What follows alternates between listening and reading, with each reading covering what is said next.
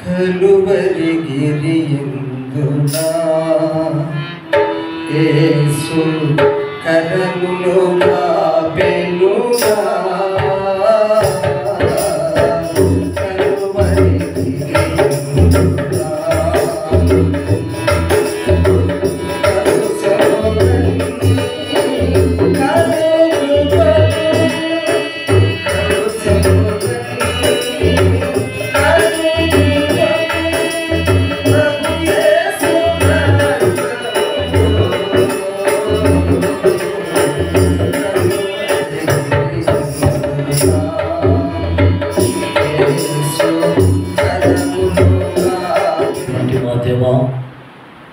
నీ ఘనమైన నామమునకు స్తుతి స్తోత్రాలు చెల్లిస్తున్నాం. ఇంతవరకు నేను తండ్రి పాటల ద్వారా మీరు మహిమ పొందారు. మీ స్తోత్రములు. నీ వాక్య పక్షాన్ని నిలిచి మీ మాటలు అందిస్తున్నటువంటి మీ దాసుని మీ ఆత్మతో నింపి మా ఆత్మ అక్కలేని నేను తండ్రి మీ మాటలు మాతో మాట్లాడమని ప్రార్థిస్తున్నాం. నీ వాక్యం నేను తండ్రి మా హృదయమును నింపుకొని నీ వాక్యానుసారంగా బ్రతుకుటకు మాకు సహాయం చేయమని ప్రార్థిస్తున్నాం. మరి విశేషంగా నేను తండ్రి మీ దాసుడు జకరియా పెదాన్ని బట్టి, కుటుంబాన్ని బట్టి, సంఘాన్ని, పరిశుద్ధులను బట్టి స్తోత్రములు. ఆయన చేస్తున్న సేవంతటిని దీవించండి. పట్టణ ప్రజలకు రక్షణ దయచేయండి, నూతన ఆత్మలు దయచేయండి. ఈ పరిచర్య ద్వారా ఫలింప చేయమని నిలుస్తున్న మీ దాసుని మీ ఆత్మతో నింపి చక్కగా వాడుకొని మహిమ పొందమని నీకే మహిమ ఘనత ప్రభావములు ఆరోపించుకుంటూ యేసు ప్రభు నామమున ప్రార్థించి మిక్కిలి వినలమై వేడుకుంటున్నాము తండ్రి. చేరువచ్చిన దేవుని దాసులందరికీ, పెద్దలకును, విశ్వాసులకు మన ప్రభును రక్షకుడైన యేసుక్రీస్తు పేరట ప్రేమవందనాలు తెలియజేస్తున్నాను. ఉదయకాలం చదవబడిన లేఖనం మరొకసారి చదువుకుందాం. ఇర్మియా గ్రంథము 45వ అధ్యాయం 5వ వచనాన్ని చదువుతున్నాను. నీ నిమిత్తము నీవు గొప్ప వాటిని వెతుకుచున్నావా? వెతకవద్దు, ప్రార్థన చేసుకుందాం. దయగలిగిన మా ప్రియ తండ్రి, మరొకసారి మీ పాద సన్నిధికి వచ్చి హృదయపూర్వకమైన కృతజ్ఞత స్తోత్రములు చెల్లిస్తున్నాం. మీ దాసులను బలపరిచి 2వ సెషన్లో నాతో మాతో మీ లేఖనముల సహాయము చేత మాట్లాడినందుకై స్తుతిస్తున్నాం. మరొకసారి మా ముందు మీరు విసిరిన సవాలును బట్టి ప్రభువా మీకు స్తోత్రములు చెల్లిస్తున్నాం. బేతంచెర్ల పట్టణములో మీ సరక్తము చేత సంపాదించిన సంఘమును బట్టి కొనియాడుతూ ఉన్నాం. ఈ స్థానిక సంఘము ద్వారా జరిగిస్తున్న పరిచర్యలకై ప్రియులు జకరయ్య అన్నను బట్టి, సంఘమును బట్టి ప్రార్థన చేస్తున్నాం. ఇంకా విశేషంగా ఈ పరిచర్యను మీరు వర్తిల్ల చేయండి. చదవబడిన లేఖనాలు జ్ఞాపకం చేసుకొని నాతో మాతో మాట్లాడమని ప్రభువు అయిన యేసుక్రీస్తు నామమున ప్రార్థించి స్తుతించి వేడుకొనుచున్నాము తండ్రి.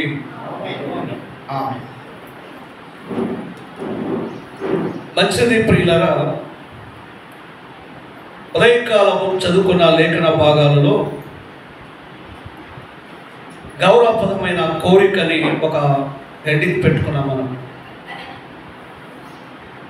ఆ భాగములో గొప్ప వాటిని వెతుకుచున్నావా? ఒక సేవకుడుగా, నాయకుడుగా దానికంటే ముందుగా ఏ లక్షణాలు కలిగి ఉండాలో మనం విన్నాం. మరి నేను రిపీట్ చేయడం లేదు, కానీ మాదిరి కలిగిన సేవకుడు మన ప్రభువు అయిన క్రీస్తు. ఆయన నాయకత్వం, ఆయన సేవకత్వం మనకెంతో మాదిరిగా ఉన్నట్టు లేఖనాలలో గమనించాం. ఈవేళ స్థానిక సంఘాలలో నాయకత్వ పోరు చాలా ఉంది, సేవకత్వ పోరు కూడా చాలా ఉంది. కొద్దిగా వాక్య వరం ఉంటే ఇక ఒక నాయకుడిగా కావాలి, లేక సేవకుడిగా కావాలి. మనం పాట పాడేది దైవజనులు కావాలనే కదా. నన్ను అపార్థం చేసుకోద్దండి. ఒక స్థానిక సంఘములో ఒక సేవకుడుగా, ఒక పెద్దగా నియమింపబడే ముందుగా వారు కలిగి ఉండవలసిన యోగ్యమైన అర్హతలు కొద్దిగా మనం విన్నాం. సరే ప్రియులరా, ఈవేళ మరికొద్దిసేపు నాకు ఇచ్చిన సమయంలో, ఎంతసేపు అయినా చెప్పవచ్చు, దైవజనులు శ్యామబాబులు గారు ఎప్పుడు నేను చెప్తున్నా, సమయ పాలన చాలా ప్రాముఖ్యం. కాబట్టి మీరు కూర్చునే ఊరుకుంటే ఎంతసేపు అయినా చెప్పగలం, కానీ సమయాన్ని బట్టి మనం ముగింపు చేద్దాం. మనకు కూడా ఒక క్రమం అనేది అవసరమే. పెద్దలు చెప్పారు, దాన్ని ఫాలో అయ్యాం. ఈ రెండవ సందేశములో నాయకులు అనే పేరు దైవ గ్రంథంలో చాలా తక్కువ కనబడుతుంది. కరెక్టా కాదు? సేవకులు అనే మాట ఎక్కువ సార్లు దైవ గ్రంథంలో మనం చూడగలం. ఓల్డ్ టెస్ట్మెంట్లో, న్యూ టెస్ట్మెంట్లో. అయితే ప్రియులరా, ఒక సేవకుడు, నాయకుడు తనకు అప్పగించిన పాత్రలో ఒక శ్రేష్టమైనటువంటి సుగుణం ఏంటంటే, ఉదయకాలం చెప్పి నేను చెప్పడం లేదు, ఇంకా శ్రమను అనుభవించడానికి ఇష్టపడాలి కదండి. బైబిల్ గ్రంథములో నాయకులని ఎక్కువగా దేవుడు పిలవడు, కానీ ఎక్కువసార్లు సేవకుడని జ్ఞాపకం చేస్తాడు. ఆ మాట చదువుకుందాం, మీకు తెలిసిన మాటనే. చూడండి, సంఖ్యాకాండం 12వ అధ్యాయం 3వ వచనం.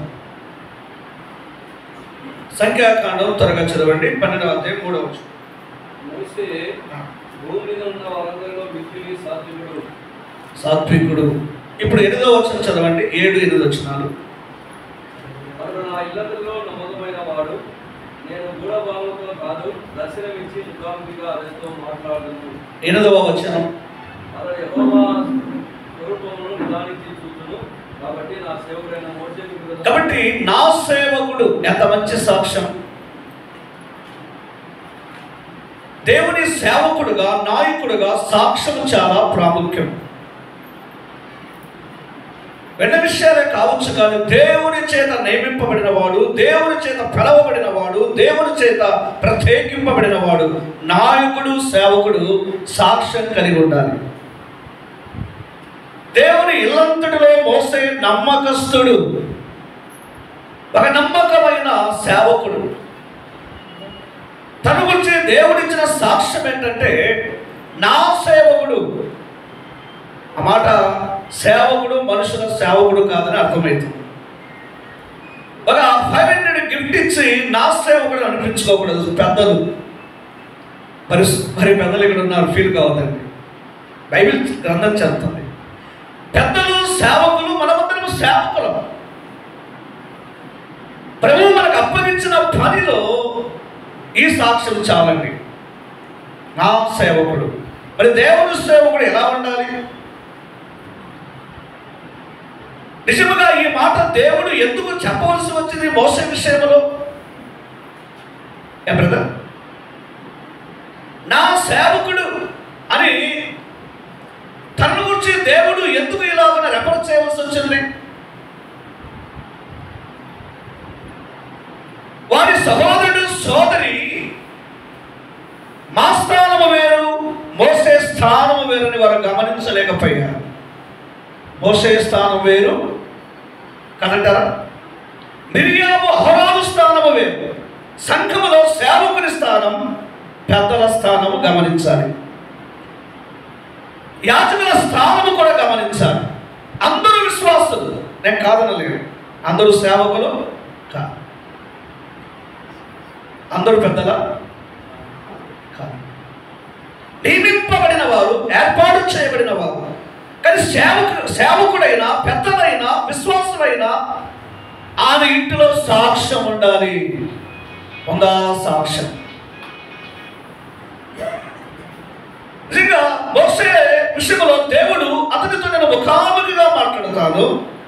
అతని క్యారెక్టర్ ఏంటంటే నా ఇల్లంతటిలో నమ్మకస్తుడు. ఆయన గురించి తర్వాత వేరే సందేశాలు ఉన్నాయి, మన అంశంలో చెప్తున్నాను. సేవకులారా, నాయకులారా, మనకు సాక్ష్యం ఉందా? రెండోదిగా మనం గమనించాలి, మరి ఇప్పుడు మనం సేవకులము కదా, మరి సేవకులుగా పెద్దలుగా మనం ఎలా ఉండాలి? గలతీ పత్రిక 5వ అధ్యాయం 13వ వచనం త్వరగా చదవండి, మనం ఫాస్ట్గా వెళ్దాం. గలతీలకు రాసిన పత్రిక 5వ అధ్యాయం 13వ వచనం చదవండి. సహోదరులారా, ఒక మాట, ఆ స్వాతంత్రమును శారీరక హేతువు తీసుకొనక ప్రేమ కలిగిన వారే ఒకరినొకరు దాసులై ఉండి. నిజంగా సేవకులమే కానీ ఈ అనుభవం మనకు లేదండి. ఇప్పుడు ప్రశ్న వేసుకుందాం, మనలో గొప్పవాడేవారు, మీలో గొప్పవాడేవారు. గొప్పవాడు కాదు కానీ ఒక దాసుడుగా సేవకుడిగా తనకు అప్పగించిన పనిలో గౌరవించుకుని వాడే. ఇప్పుడు గొప్పవాడ సేవకత్వములో తన తోటి సహోదరుని యోగ్యుడిగా ఎంచుకున్నవాడా? ప్రభువే చెబుతున్నాడు, నా సేవకుడు ఇదిగో ఈ స్థానిక సంఘ క్షేమము కొరకై నేను నియమించిన పెద్ద. మరి గౌరవించాలి కదా. ఈనాడు స్థానిక సంఘాలలో నాయకత్వంలో పెద్దలకు సరైన రెస్పెక్ట్ ఉండదు. ఈనాడు సేవకత్వములో జీవన దేవుని సంఘములో సేవకులకు సరైనటువంటి సన్మానము లేదు. సేవకుడిగా పెద్దగా ప్రభు సన్మానిస్తున్నాడు.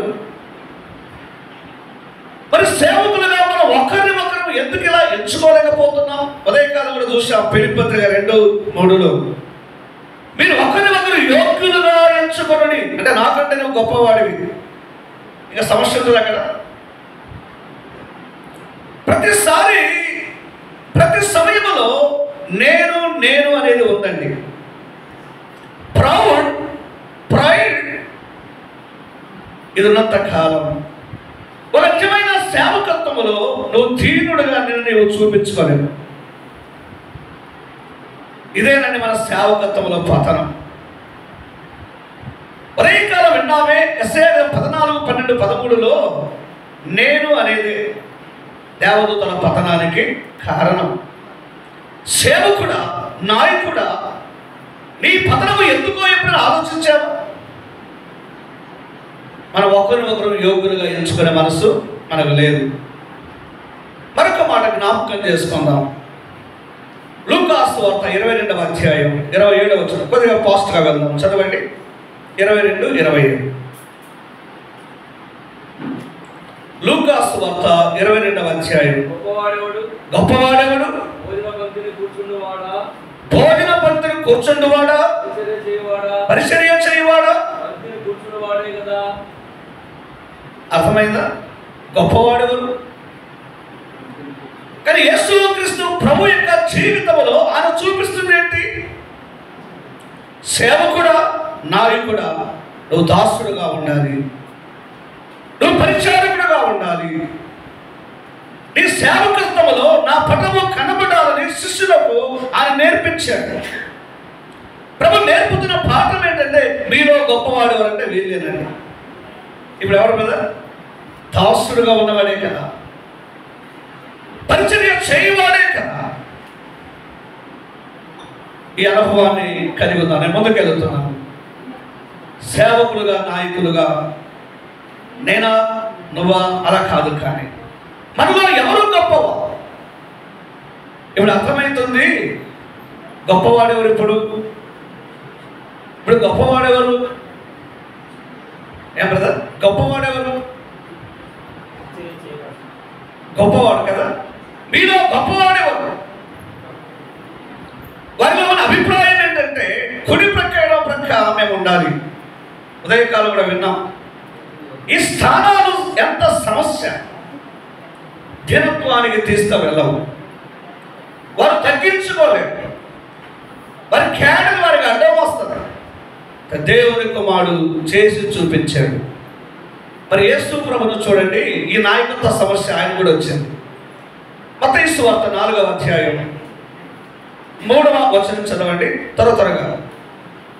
3వ అధ్యాయం 4:3. ఆ శోధకుడు ఆయన ఎదురుకు వచ్చి నీవు దేవుని కుమారుడవైతే ఈ రాజు రొట్టెలో ఆజ్ఞాపించమని.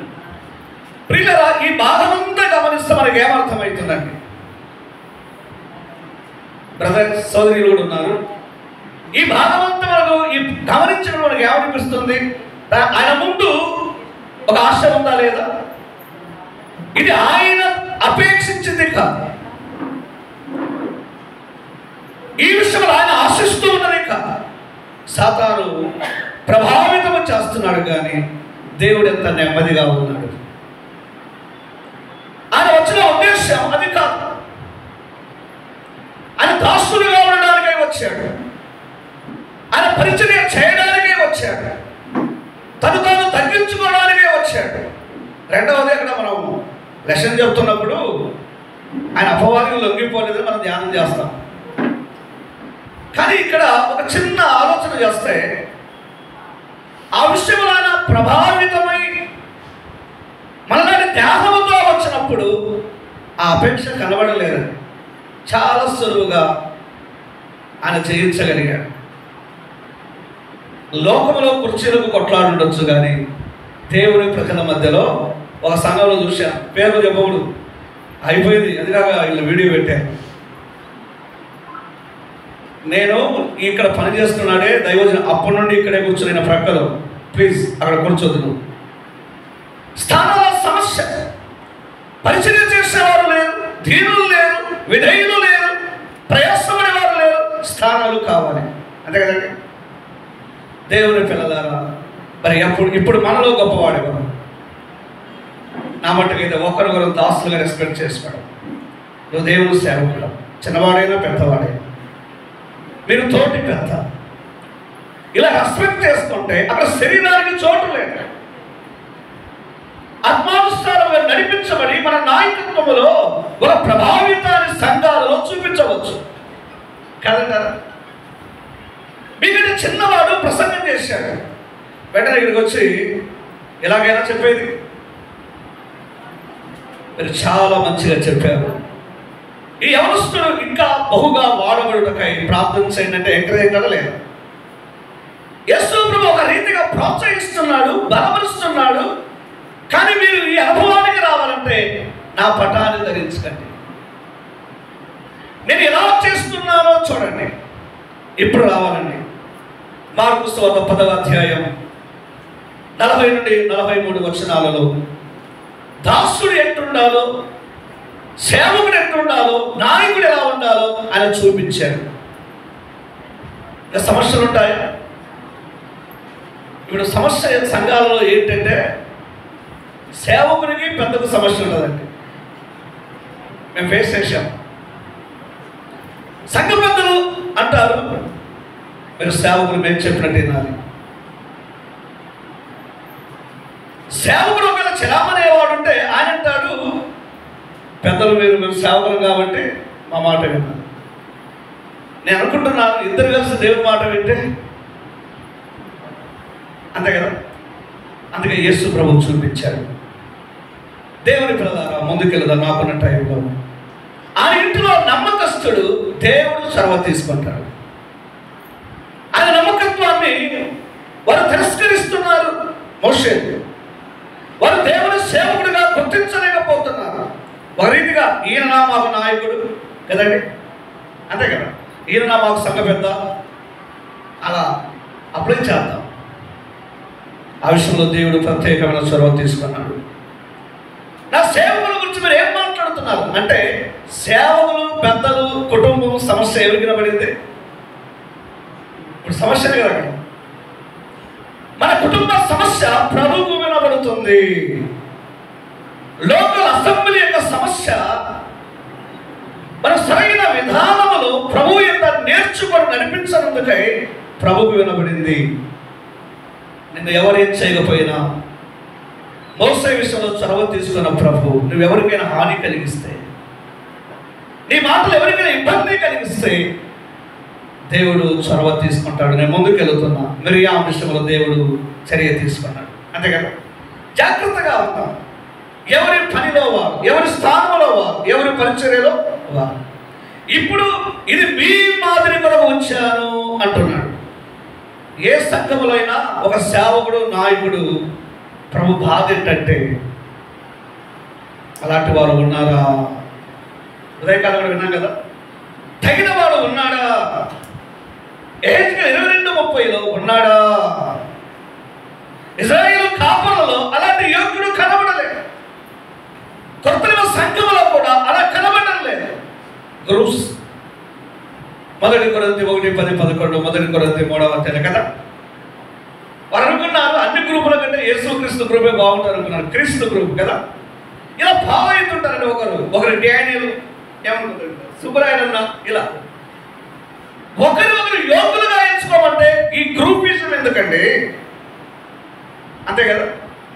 ప్రభు నేర్పింది అదే. వారిలోని సమస్య వచ్చిందా లేదా? మాలో ఎవరు గొప్పవాడు? సమస్య వచ్చింది ప్రభు గారు, వాళ్ళకు వచ్చింది. మనం ఎవరు గొప్పవాడు? యోహానా, యాకోబా, పేతురా, ఆంద్రేయులా? సంఘ పెద్దలు ఇద్దరు నలుగురు ఈక్వలే. అనుభవాన్ని బట్టి ఆ పెద్ద కంటే ఈ పెద్ద మంచి వర్తమానం ఇవ్వచ్చు.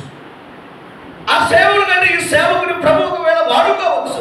దేవుని స్తోత్రం, సంతోషిద్దాం. అంతే కదా. కాబట్టి ఒకరిని ఒకరు యోగ్యులుగా ఎంచుకుంటాం. మనము దేవుని దాసులమని అర్థం చేసుకుంటాం. మనము ప్రభువు చేత పిలువబడి నియమింపబడిన పెద్దలమని అర్థం చేసుకుంటాం. ఇప్పుడు సాతానుకు ప్రభు చోటు ఇవ్వలేదు. మన సంఘాలలో ఎంతో చోటు ఉంది. ఈ ఆఫర్స్ వస్తే ఎవరుకుంటారా? ఏ బ్రదర్, నేను సేవలు చేయాలనుకుంటున్నామంటే అయిపోయింది, ఇక ఆయనని ఫాలో అవుతాను. ఏదో అనంతపురం అతను ఏదో ఇది ఏదో చెప్తాను, ఇది చెప్పునికి వచ్చి అనుకోవద్దండి, జరుగుతుంది అదే. నేను హెల్డర్గా చేస్తానంటే అయిపోయింది కదా. నియమించువాడు, ఆ భాగ్యం ఇచ్చువాడు నా ప్రభువే. దానికి ముందుగా సాత్వికులుగా ఉందాం. దానికి ముందుగా ప్రభు మనస్సు కలిగి ఉందాం. ఆయన సమయమందు ఈ భాగ్యాన్ని దేవుడు చూపిస్తాడు. అంతే కదా. దేవుని గ్రంథములో మరొక మాట మనం చదువుకుందాం. చూడండి, బైబిల్ గ్రంథములో ఒక మాట, సంఖ్యాకాండం 13వ అధ్యాయం 2వ వచనం. 13వ అధ్యాయం 2వ వచనం.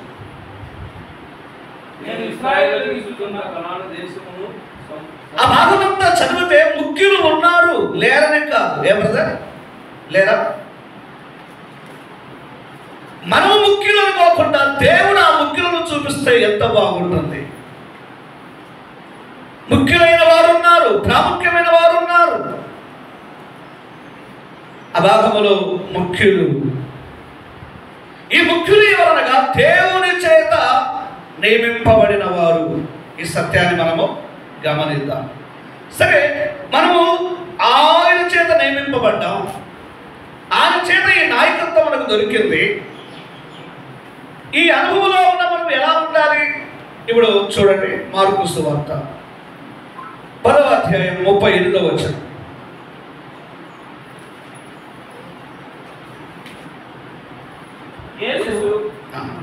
మీరేం అడుగుతున్నారో మీకు తెలియదు.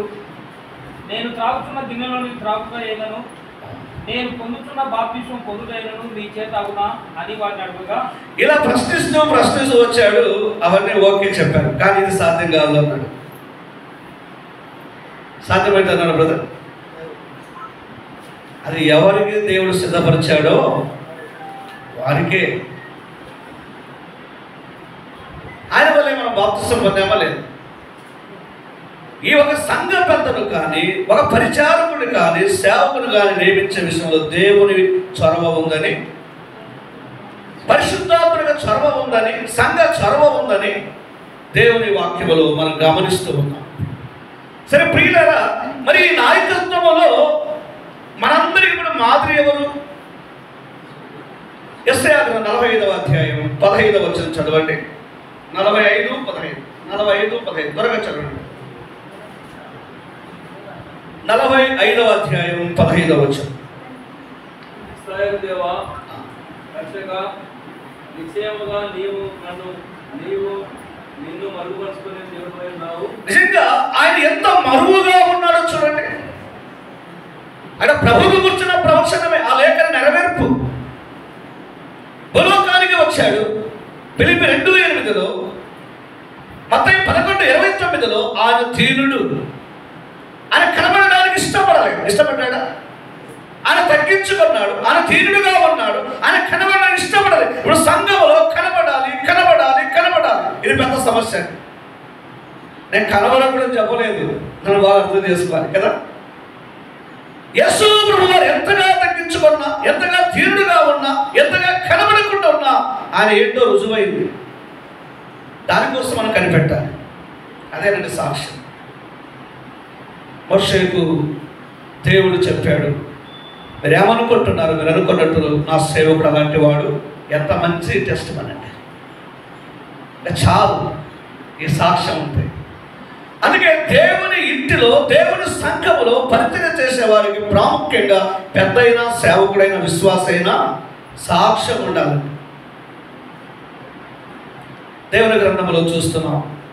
సంఖ్యాకాండం 1:50 ప్రత్యక్ష గుడారములో అది సాక్ష్యము గుడారం. మరి ఆ సాక్ష్యము గుడారములో ఏముండాలి? టెంట్ ఆఫ్ టెస్టిమనీ,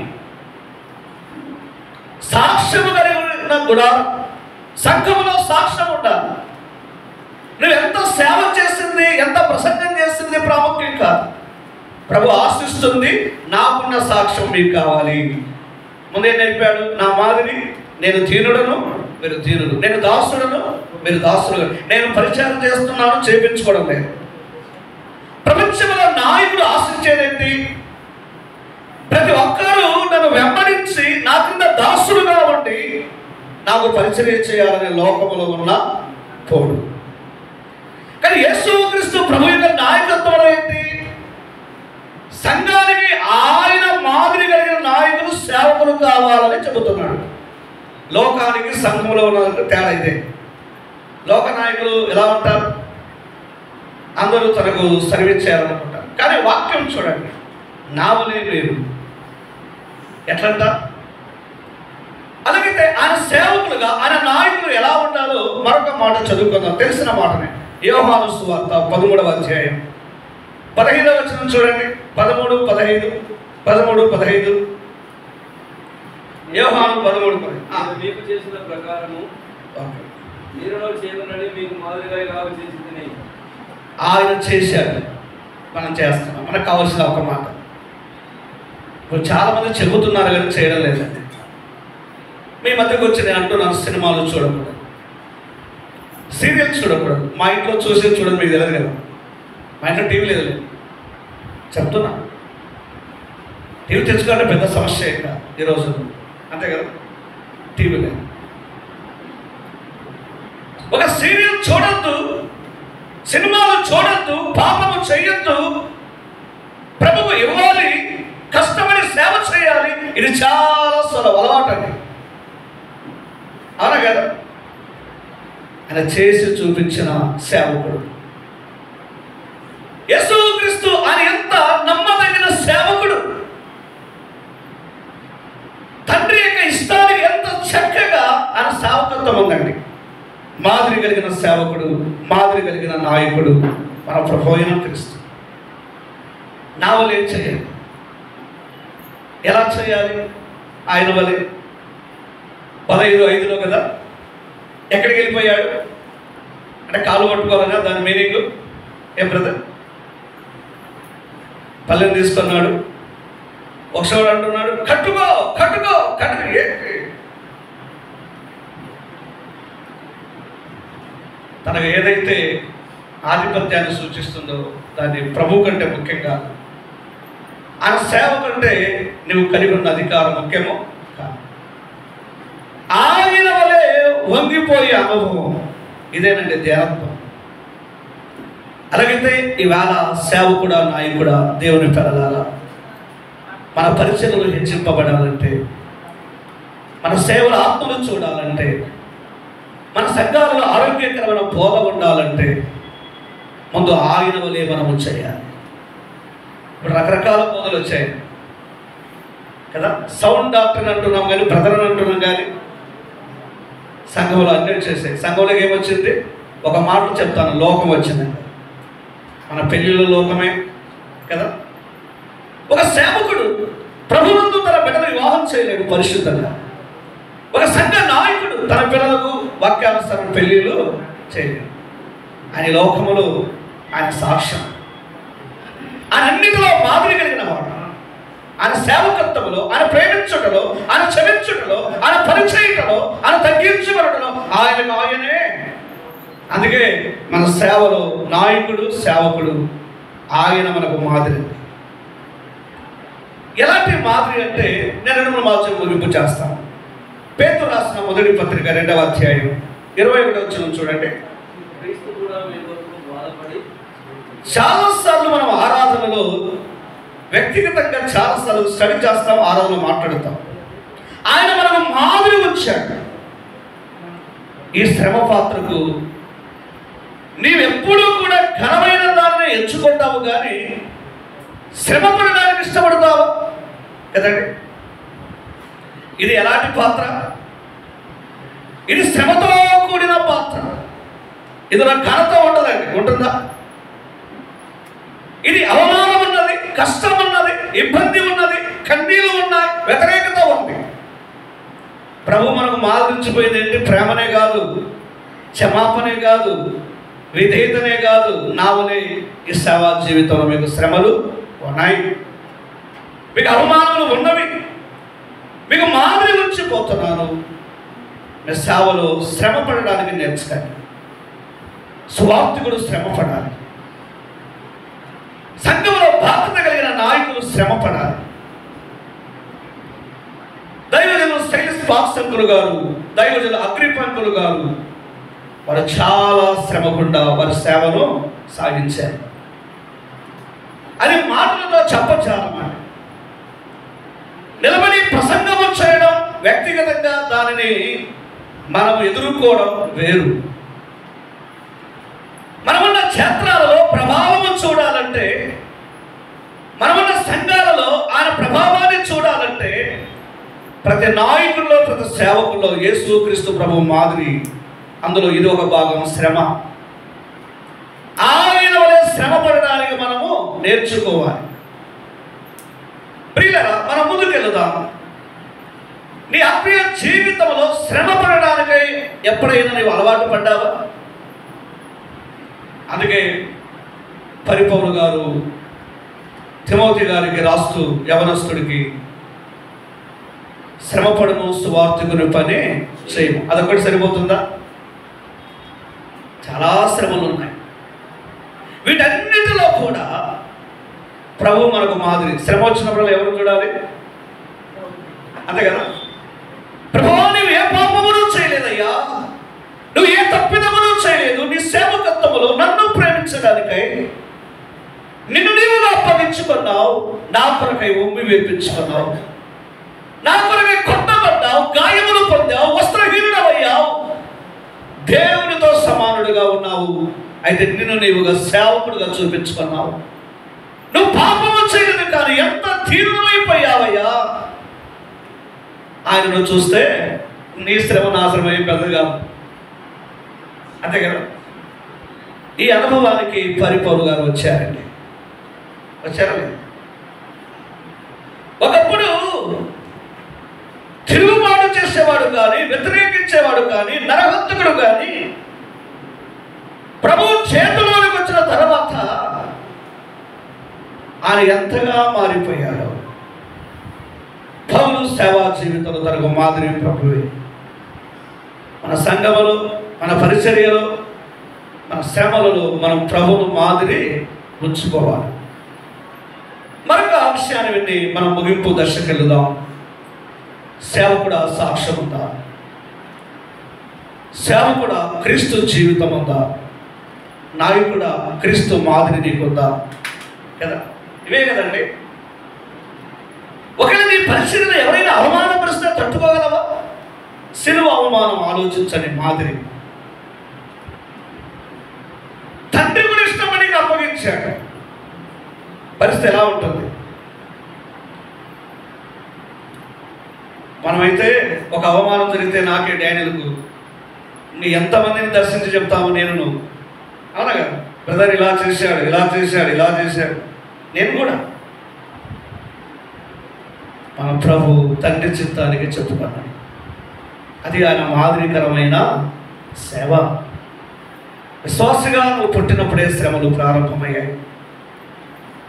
ఫిలిప్పీ పత్రిక 1వ అధ్యాయం చివరి వచనంలో, 1 కొరింథీ పత్రిక 1వ చివరి వచనంలో నువ్వు రక్షింపబడినప్పుడే ప్రారంభమైంది. ప్రభువును కలుసుకునే వరకు శ్రమలు ఉన్నాయి. ఇది మాదిరి. అందుకే రోమాపత్రిక 8వ అధ్యాయం 35-37 ఇంగ్లీష్ బైబిల్ చాలా చక్కగా ఉంది. Who shall suffer from the love of Christ? శ్రమలలో క్రీస్తు ప్రేమకు దూరమైన వాడు కాదు. ఈ సేవకుడు ఎలాంటి వాడంటే, ఈ పరిపౌలు గారు గాయపరచబడుతుంటే ఈ గాయములు, ఈ ప్రమాదము నా పరిచయంలో వద్దని చెప్పేవాడు కాదండి. మీరు ఎప్పుడైనా అడగండి, ఈ సేవ నాకు వద్దని ప్రేర్ చేశాడా? నేను తట్టుకోలేను, ఈ సంఘ పెద్ద నాకు వద్దు, ఈ సేవకత్వం నాకు వద్దు అన్నాడా? ఏ బ్రదర్, ఎందుకులేనా నేను సంఘ పెద్దగా ఉండనంటాం. దయతో అసమర్థంగా మనం ఎప్పుడు కూడా తీర్మానాలు చేయకూడదు. ప్రభు ఇచ్చాడు శ్రమ అంటే అదే. ఈ సేవ నేను చేయలేను, ప్రభు అందుకొరకు నన్ను నేను నియమించలేదు. ప్రభువును కలుసుకునే వరకు తప్పకుండా ఈ పని మనము చేయాలి. 1 తిమోతి పత్రిక 3వ అధ్యాయం 1-7 వచనాలలో దీనికి సంబంధించినవి ఉన్నాయి. తర్వాత మీరు అప్లై చేయండి. అక్కడ పౌలు యొక్క తలంపులు నాయకుడు ఎట్లుండాలో రాస్తున్నాడు. ఒక నాయకత్వంలో ఎలాంటి అనుభవాన్ని కలిగి ఉండాలో అవన్నీ రాశారండి. అవి తర్వాత అప్లై చేద్దాం. అయితే నాయకత్వంలో పౌలు తలంపులు ఉన్నాయి. ఒకటి యేసు క్రీస్తు ప్రభు యొక్క తలంపులు ఇలా ఉండాలి సేవకుడు, నాయకుడు కదా. కానీ తిమోతి పత్రికకు వచ్చే లోపల 3వ అధ్యాయం 1-7 వచనంలో, తీతు పత్రిక 1-5-9 వచనాలలో సేవకుడు ఇట్లుండాలి, పెద్దలు ఇట్లుండాలి. అది పరిపౌలు ఆత్మతో నింపుడు రాసిన తలంపులు కదా. కానీ తీతు మనము పేతురు పత్రిక వచ్చే లోపల 5వ అధ్యాయంలో తోటి పెద్దల దృష్టిలో పెట్టుకొని పెద్ద ఎలా ఉన్న నాయకత్వాన్ని చేయాలో అవి నాయకత్వంలో పేతురు తలంపులు. నేను హెడ్డింగ్లు చెప్పాను, మీరు దాని మీద స్టడీ చేయాలి. మనం చూసిన భాగములు పాత నిబంధనలో ఎవరు గొప్పవాడు, కొత్త నిబంధనలో శిష్యులు కూడా మేము ఎవరు గొప్పవారు. ఇప్పుడు మనం గొప్పవారుగా కనబడి హెచ్చరింపబడాలంటే ఒకే ఒక పని చేద్దామండి. ఆ మాట చెప్పి ప్రార్థన చేసుకుందాం. తెలిసిన మాటనే చదువుకుందాం. పేతురు రాసిన 1వ పత్రిక 5వ అధ్యాయం 5వ వచనం చదవండి బ్రదర్. చిన్నలారా, మీరు పెద్దలకు లోబడి ఉండుడి. మీరందరూ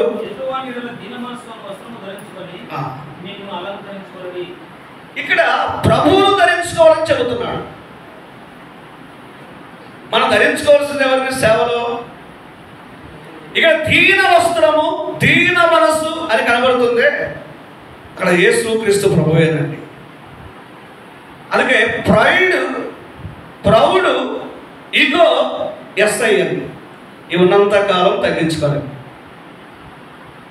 ఎందుకు మనం ఫెయిల్యూర్ అవుతున్నాం? ఓటమి. ఈ మనసు మనకు ఎవరికి ఇష్టం ఉండదండి. అందుకే ఈ పేతురు గారు ఈ అనుభవానికి వచ్చిన తర్వాత, శ్రమల రుచి చూసిన తర్వాత, శ్రమల విషయం తెలుసుకున్న తర్వాత పెద్ద ఎట్లుండాలో రాస్తున్నాడు కదా. క్రీస్తును ధరించుకొనుడి. ఆ తర్వాత చెప్పాడు, ఏం చెప్పాడు? ఆ అహంకారులు అనేది ప్రైడ్ కదండి, ఈ గర్వం. దీని అందరికీ మీనింగ్ ఏంటంటే పాపమే. ఎక్కడ ఈ పాలన ఉంటుందో సంఘాలు క్షేమంగా ఉండవు. దయతో అర్థం చేసుకోవాలి. సంఘము దేవునిది, సేవకులు దేవుని వారు, నాయకులు ఆయన నియమింపబడిన వారు. ఏ వ్యక్తి ఒత్తిడి లేకుండా క్రీస్తును ధరించుకొని పాలన చేస్తారో ఆ సంఘాలు, ఆ కుటుంబాలు క్షేమం ఉంటాయి. అందుకని నేనేం చెప్పలేను. ప్రభు చెప్తున్న మాటలు కూడా అవే. నాకు ముందుగానే జకర్యా గారు సేవలు పెద్దలుగా చెప్పాను. జనరల్గా అయితే నేను చెప్పేవాడు. ఎప్పుడు ఇవే చెప్తుంటారని 45వ అధ్యాయం ప్రభు నాకు చూపించాడు, ఆలోచించాను. కాబట్టి గౌరవమైన కోరిక అనేది దేవుని ద్వారా మనకు రావాలని ఇప్పుడు అర్థము అయింది. ఇప్పుడు మనం ఎవరు నియమించారు? ప్రభువే. దేవుడే మోసే నా సేవకుడు అంటే ఇప్పుడు నేను నా సేవకుడు ఎట్లండి? అలాగా ఇశ్రాయేలు ప్రజలకు నేను అప్పగించాను. మోసే నేను ఇశ్రాయేలుకి ఇచ్చిన నాయకుని. ఈ అనుభవాలు కలిగి ఉందాం. మనము మన సంఘాలు, మనము మన కుటుంబాలు ఖచ్చితంగా ఆధ్యాత్మికంగా వర్ధిల్లుతాం, దీవించబడతాం. దీన్ని జోడించుకుందాం. B humbleness. ఆ దీన మనసన్నామే యేసుక్రీస్తు జీవితం అండి. ఇశ్రాయేలు ఎందుకు ఓటమి చెందారంటే నెహెమ్యా 9:17లో వాళ్ళు తగ్గించుకోవడం ఇష్టం ఉండదు. ఈ కొత్త ఇశ్రాయేలుకి ఏంటంటే తగ్గించుకోవడం ఇష్టం ఉండదండి. సంఘాలైనా మానుకుంటాం, ఆరాధనైనా మానుకుంటాం, పరిచర్యైనా మానుకుంటాం, మాట్లాడకుండా ఉంటాం, కానీ తగ్గించుకోమని. కానీ పరిపౌలు గారు అపొస్తలుల కార్యాలు 20:19లో ఆయన వినయం, ఆ కృపాసువార్త పరిచర్యలు, ఆ కుట్రలో కన్నీళ్ళు, 30:32 ప్రార్థన క్రీస్తు మాదిరి నాయకుని విజ్ఞాపనగా మారుస్తుందండి. ఏమన్నా యేసుక్రీస్తు మాదిరి జీవితం ఒక నాయకుని విజ్ఞాపన చేసేవాడుగా, ప్రార్థించేవాడుగా చేస్తుంది. ఆత్మల పట్ల భారము కలిగిన వాడుగా. ఇవన్నీ చూడండి. ఇంకా విమర్శించారు, నన్ను దూషించారు, కన్నీళ్ళు విడిపించారు, అవమానపరిచారు. ఇలా దేవుని చేత నియమింపబడిన సేవకుడు ఎన్నడూ కూడా మనమైతే ఏంటి ఈ మధ్యలో రావడం లేదంటే సేవకుడు అన్న ఈ మధ్యలో సరిగా పట్టించుకోవడం లేదు. అది మన కంప్లైంట్స్. సంఘ పెద్దలు ఇప్పుడు మమ్మల్ని సరిగా రికగ్నైజ్ చేయడం, గుర్తించడము లేదు. యేసుక్రీస్తు ప్రభువు చేత చక్కగా ఈ పాఠాన్ని నేర్చుకున్నవాడు అయితే శ్రమలను ఇష్టపడతావు. కావాలంటావా లేదా శ్రమలు? అందుకని మొదటి పేతురు 5:10లో యేసు ప్రభు వారు చెప్పినప్పుడు పేతురు ఏమన్నాడు? శ్రమలు వద్దన్నాడు. ఇప్పుడు ఆయన రాస్తున్నాడు, శ్రమలు కావాలి అని రాస్తున్నాడు. అదే పేతురు. సువార్తలలో రివార్స్ కావాలనుకునేవాడు. క్షమించాలంటే ఇష్టం ఉండేది కదండి ఆయన. ఎన్నిసార్లు క్షమించాలంటే అర్థం అదే కదా. నా సహోదరి ఎన్ని మార్లు క్షమించాలంటే క్వశ్చన్ ఏంటంటే ఇంకెన్నిసార్లు? ఇవన్నీ విడిచిపెడితే మాకేమొస్తుంది అంటే రివార్స్ మీద ఎప్పుడు మైండ్. ఈరోజు చాలా మందికి ఘనత అంటే, గొప్ప అంటే, బహుమానం అంటే, సన్మానం అంటే చాలా ఇష్టం. అంటే శాలులు కప్పుకోవడం అంటే, ఇక ఏదైనా అది ఇది. ప్రేమతో చెబుతున్నాను, ఎవరైనా నేను చిన్నగా చూడలేదు. కానీ దేవుని చేత మనం సన్మానించబడాలి. అప్పుడు మన సేవలో ఫలాలు చూస్తాం. కాబట్టి యేసుక్రీస్తు మాదిరి ఆయన ఓడిపోలేదు. అందుకే ఆయన మాదిరి, ఆయన దీనత్వం, ఆయన సాత్వికం, మరణం ఓడిపోయింది, పాపమును జయించాడు. ఆయన భూమికి వచ్చినటువంటి కార్యం సంపూర్ణము చేశాడు. మనం పౌలాగా ఈ మాట చెప్పగలం కదా. ఒకవేళ ప్రభుదాస్ అంకులు గారు, ఎస్ఆనంద్ అంకులు గారు, లూకా అంకులు గారు, సైన్స్ భాష అంకులు, ఇంకొకరు నువ్వు అప్పగించిన పని మేము ఇంకా పూర్తి చేసామని చెప్పారు. లేదు, నీవు నేను చెప్పగలమా? ఒక పెద్దగా, ఒక సేవకుడుగా, అయ్యా నీవు అప్పగించిన పని నేను చాలా సంతోషంగా ముగిస్తున్నాను కదా. ఇది ఎవరికి సాధ్యమంటే యేసుక్రీస్తు జీవితాన్ని ధరించుకున్న వారికే. అలాగున్న సాగిపోదాం. అమ్మా, ఈ కూడికలో ఎవరుడా, ఎవరొస్తున్నారో, ఒకవేళ ఎవరైనా మీరుంటే రక్షింపబడ్డారా? మీరు మారు మనస్సు పొందారా? మీ పాపాలు క్షమించబడ్డాయా? ఇంకా ప్రభువును అంగీకరించకపోతే ఇది అనుకూలమైన సమయం, రక్షణ దినం. ప్రేమల దేవుడు 2 చేతులు చాపి కుమారుడా, కుమారి నా ఎదుగు రమ్మని పిలుస్తున్నాడు. ఇవాళ ప్రభు ఎందుకు వస్తే మీ పాపములు క్షమిస్తాడు. దేవుని కుమారుడుగా, కుమారికి అధికారం ఇస్తాడు. ఆయనకి ఇష్టమైన సమయంలో మిమ్మల్ని కూడా తన పాత్రులుగా ఆయన సంఘములో వాడుకొని ఇష్టపడుతున్నాడు. 1 సెకండ్ వాలిపోదా. ప్రభువా, ఇప్పుడు మాట్లాడుతూ ఉండగా ఆ సేవకుడు నేనయ్యా, క్షమించలేని వాడను, ప్రేమించలేని వాడను, కలహాలు కలిగి ఉన్నవాడును, నీ జీవితాన్ని ధరించుకోకుండా నేను కనబడాలన్న వాడను నేనే ప్రభువా. నువ్వు నన్ను ఒక పెద్దగా సేవకుడుగా నియమించావు, పరిచారకుడుగా. నువ్వు ఇష్టపడినట్లుగా నేను ఈ పని చేయలేకపోయానయ్యా, మనుషుడు నేనే అయ్యా ఆమెను నేను ప్రభువా, ఒకవేళ అమ్మా నువ్వు సేవకుని భార్యవా, అమ్మా నువ్వు పెద్ద భార్యవా, ఒక విశ్వాసి భార్యవా, అయ్యా నా భర్తను నేను గౌరవించలేకపోయాను, నీ సేవకు అవమానం కలిగింది, నా కుటుంబంలో ఎలా ఉన్నాను నా సాక్ష్యం అని ఒక సెకండ్ నేను వాలిపోదాం. అప్లై చేసుకుందాం. పౌలును బలపరిచిన దేవుడు, పేతును బలపరిచిన దేవుడు, మోషేను బలపరిచిన దేవుడు. మన బలము లేకపోయినా, మనకు చదువు లేకపోయినా, మన బ్యాక్గ్రౌండ్ ఏమి లేకపోయినా నన్ను నేను కూడా ప్రభు తప్పకుండా ఆయన మహిమ కోసమై వాడుకుంటాడు. దేవుడు ఇచ్చిన తలంపులు మన కొరకై దీవించును.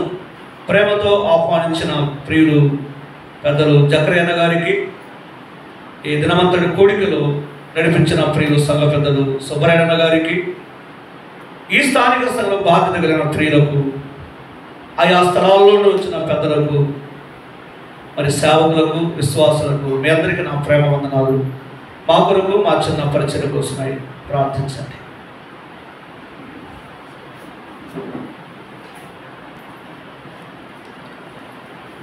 మన యజమానుడు, మన పెద్ద ఆ ప్రభువుగా ప్రతిష్ఠించుకుందాం. ఆయన చూపిన మాదిరిలో మనము నడుచుకుందాం. ఇదే కదా దేవుని దాసుల ద్వారా దేవుడు అందించిన వర్తమానం. చివరిగా ఒక 2 నిమిషములు అధ్యక్షుని చివరి పలుకులుగా నేను ఒక మాట తెలియజేస్తున్నాను. మనమందరము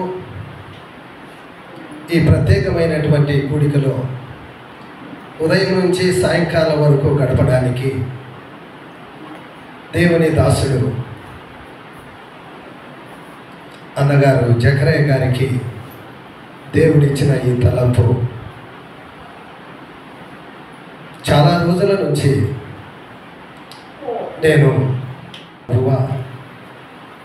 కృప కనికరము కలిగిన మా తండ్రి, ఈ ప్రత్యేకమైనటువంటి కూడికలో మీ దాసునికి ఇచ్చిన ఆలోచన చొప్పున మీరు నడిపించి తండ్రి మీ సేవకులను క్షేమంగా మా మధ్యకు స్థానిక సంఘానికి నడిపించి నీ పక్షాన బలంగా వాడుకొని మీరు మహిమ పొందినందుకు స్తోత్రము చెల్లించుకొనుచున్నాం.